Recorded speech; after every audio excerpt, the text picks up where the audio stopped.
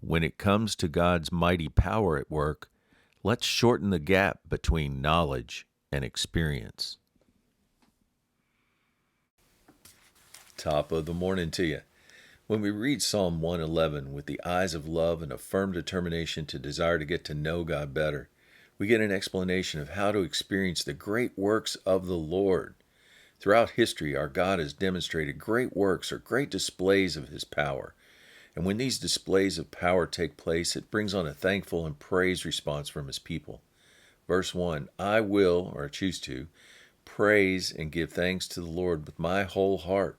Note, this is not just some half-hearted deal, it's a wholehearted response. And it's public as well, not hidden, afraid to tell others. Verse 2 says, the works of the Lord are great. This gives you the indication this is not just head knowledge, it comes from experience.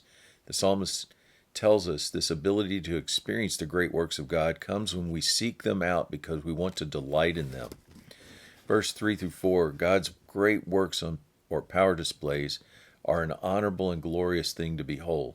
They are memorable events that put God's character on full display as gracious, merciful, and full of loving compassion.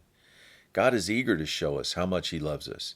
Examples of some of His great power displays are in verse 5. He has given food provision to those who reverently and worshipfully fear Him or are in awe of Him.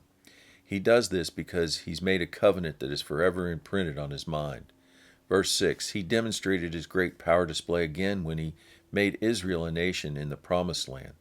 The purpose of these great works of power are to advance the cause of truth and justice and to help honor His word as laid out in His decrees and precepts, which are well established and trustworthy. The last example the psalmist gives of great power on display is His redeeming His people from out of captivity.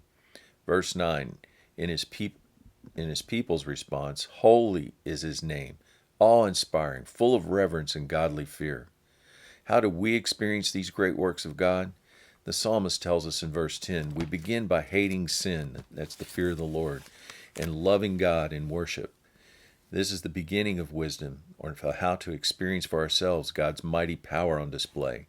Once we walk in this for a while, we will get a good understanding, wisdom, and meaning of doing the will of the Lord, which then ushers in our ability to experience His great works in our own life.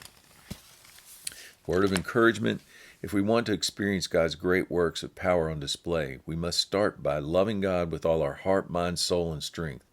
Only then we can hope to either get personal experience of witnessing God's power in our lives and the lives of those around us. It's not enough to just know about these works of God. Our goal should be getting the distance between head knowledge and experience, or the delta, shortened. The psalmist here encourages us to experience. This experience is possible, for God wants us all to experience another outcome of His love for us. Let's take the plunge. Have a great day.